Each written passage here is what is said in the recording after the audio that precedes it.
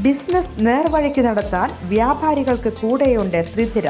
GST നോട്ടീസുകൾക്കുള്ള മറുപടി, registration, return filing, appeal filing, accounting, income tax return filing and project report തുടങ്ങി വ്യാപാരികൾക്ക് വേണ്ട നിർദ്ദേശങ്ങൾ ലഭിക്കാൻ ശ്രീധര അക്കൗണ്ട് വടക്കാഞ്ചേരി. ഫോൺ 9447077369. മറ്റൊരു നമ്പർ 9562467999.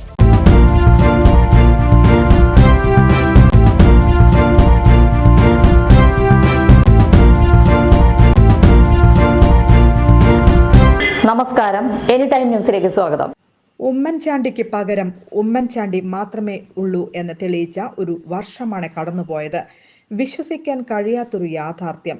ഞങ്ങൾക്കെല്ലാം വഴികാട്ടിയായി മുന്നിൽ നിന്ന് സാധാരണക്കാരെ ധൈര്യമായിരുന്നു. സ്വന്തം കുടുംബാംഗത്തെ പോലെ അദ്ദേഹത്തിന്റെ ചുമലിൽ ആർക്കും എന്ത് സങ്കടവും ഇറക്കി വെക്കാം. പരിഹാരവുമായി മാത്രമേ അദ്ദേഹത്തെ തേടിയെത്തിയവർ മടങ്ങിയിട്ടുള്ളൂ. ഉമ്മൻചാണ്ടിയെ ഒരിക്കലെങ്കിലും കണ്ടിട്ടില്ലാത്ത ജനങ്ങളോ ഉമ്മൻചാണ്ടി ഭൂരഹിതർക്ക് 3 സെന്റ് ഭൂമി, എല്ലാ മണ്ഡലങ്ങളിലും സർക്കാർ കോളേജുകൾ, ദിവസം 19 മണിക്കൂർ വരെ നീളുന്ന ജനസമ്പർക്ക പരിപാടി, മികച്ച ഭരണ നിർവഹണത്തിനുള്ള ഐക്യരാഷ്ട്രസഭയുടെ പുരസ്കാരം. ശരിക്കും വർത്തമാന കേരളം എന്നത് ഉമ്മൻചാണ്ടി സർ തന്നെയാണ്. ഉമ്മൻചാണ്ടി എന്ന ഭരണാധികാരിയുടെ നിശ്ചയദാർഢ്യത്തിന്റെ പ്രതീകമാണ് കേരളത്തിന്റെ അഭിമാന പദ്ധതിയായ വിഴിഞ്ഞം തുറമുഖം.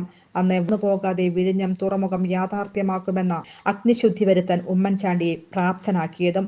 മനസാക്ഷിയുടെ മുന്നിൽ താൻ തെറ്റുകാരനല്ലെന്ന ബോധ്യത്തിൽ ഉമ്മൻചാണ്ടി അചഞ്ചലനായി. അതുകൊണ്ട് തന്നെയാണ് ഒടുവിൽ മരണശേഷം നിയമവഴിയിൽ ഉമ്മൻചാണ്ടി ജയിച്ചു കയറിയപ്പോൾ അത് കേരളം ഒന്നാകെ ഏറ്റെടുത്തതും.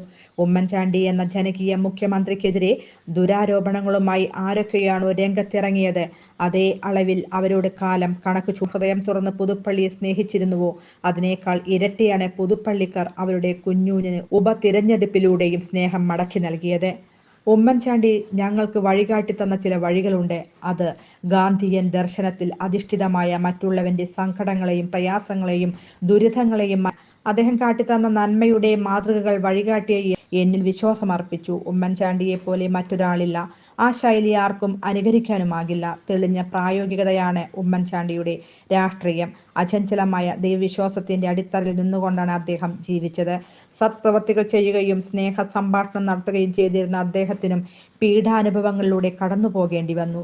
ക്രിസ്തുവിനെ ക്രൂശിച്ച ശേഷം പടയാളികളുടെ ശതാധിപൻ ഇങ്ങനെ പറഞ്ഞു: "Certainly this was a righteous man." വാസ്തവത്തിൽ അദ്ദേഹം ഒരു നീതിമാനായിരുന്നു. ആ നീതിമാൻ ഉയർത്തെഴുന്നേൽക്കുന്നത് ജനങ്ങളുടെ ഹൃദയത്തിലായിരിക്കുമെന്നാണ് ഈ കാലം നമ്മോട് പറയുന്നത്. ആ ഓർമ്മകൾക്ക് മുന്നിൽ ആദരവ്.